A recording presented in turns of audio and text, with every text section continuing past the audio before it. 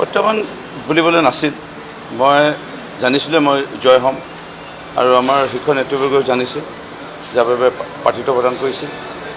আৰু আমি জানিছিলোঁ যে আমি যথেষ্ট কাম কৰিছিলোঁ। বিগত 5 বছৰত মাননীয় মুখ্যমন্ত্ৰী ডক্টৰ হিমন্ত বিশ্ব শৰ্মা ডাঙৰীয়াৰ বলিষ্ঠ নেতৃত্বত, মাননীয় কেন্দ্ৰত নেতৃত্ব বহন কৰি থকা দেশৰ প্ৰধানমন্ত্ৰী নৰেন্দ্ৰ মোদী ডাঙৰীয়াৰ যি বিভিন্ন জনমুখী আঁচনিসমূহ আছিল, সেইসমূহ আমি কাৰ্যকৰী ভালধৰণে ৰূপ দিছিলোঁ। আৰু সেইসমূহ লৈ পেলাই আমাৰ বিশ্বাস আছিল। ৰাইজৰ মাজত আমি দিনে ৰাতিয়ে বিভিন্ন আপদ বিপদত আমি ৰাইজৰ মাজত থিয় দিছিলোঁ।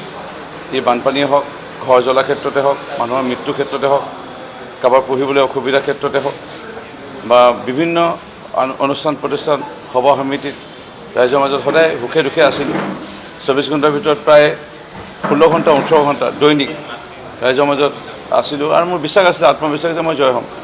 এইটো এয়াৰ আত্মবিশ্বাস আজি নহয়, এই আত্মবিশ্বাস মোৰ মাতৃ 3বাৰকৈ জিকা আৰু মই 2006 চনত প্ৰথম জিকাৰ পিছতে মই কৈ আহিছিলোঁ প্ৰত্যেকবাৰ নিৰ্বাচনৰ আগত যে মই জয় হ'ম, আৰু এইবাৰো কৈছিলোঁ যে মই জয় হ'ম আৰু জয় হ'লোঁ।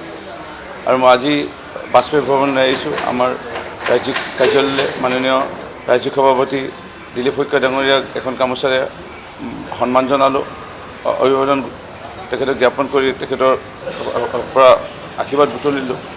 আমাৰ কেইজন জ্যেষ্ঠ নেতা, মন্ত্ৰী পীযুষ হাজৰিকা ডাঙৰীয়া, মন্ত্ৰী জয়ন্ত মল্ল বৰুৱা ডাঙৰীয়াক সাক্ষাৎ কৰিলোঁ, ৰাজ্যিক নেতৃবৰ্গক সাক্ষাৎ কৰিলোঁ। মোৰ খুব ভাল লাগিল। আৰু খুব কমটি সময়ৰ ভিতৰতে মাননীয় মুখ্যমন্ত্ৰী ডক্টৰ হিমন্ত বিশ্ব শৰ্মা ডাঙৰীয়া দ্বিতীয়বাৰৰ বাবে অসমৰ মুখ্যমন্ত্ৰী হ'বলৈ গৈ আছে। তেখেতক আগতীয়াকৈ অভিনন্দন জনাইছোঁ। আৰু আমাৰ যিমান বিষয় বিভাগসকল আছিল আমাৰ ৰাজ্যিক কাৰ্যালয়, তেখেতসকলৰ মাৰ্গদৰ্শন আছিল। কেতিয়াবা আমাক আমুক জেগাত, কেতিয়াবা ক'ৰবাত অকণমান দুৰ্বল হৈ আছে, আমুক জেগাত যাওক, আমুক অনুষ্ঠান প্ৰতিষ্ঠানক লগ কৰক, সেইসমূহ আমাৰ ৱাৰ ৰুমৰ পৰা আমাক কৈ আছিল। আৰু সেইসকলক আজি মিঠাই খোৱালোঁ। মোৰ খুব ভাল লাগিল।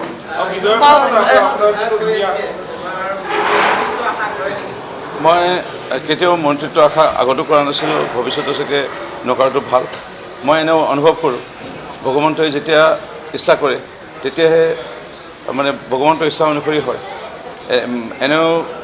এনেকুৱাকৈও আমি পাইছোঁ, প্ৰথম জিকিয়ে মন্ত্ৰিত্ব সন্মান লাভ কৰা আমি পাইছোঁ।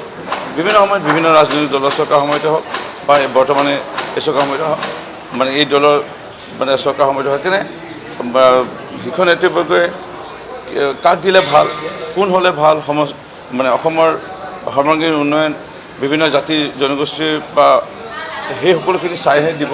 একেবাৰে আমি 80জন জিকি আহিছোঁ বা 100জন জিকি আহিছোঁ, সকলোকে যদি দিবলৈ যায় এটা সীমিত সংখ্যা। সেইকাৰণে আমি আগতীয়াকৈ মন্ত্ৰীসভাৰ সন্মানীয় মন্ত্ৰীসকলকো অভিনন্দন জ্ঞাপন কৰিছোঁ।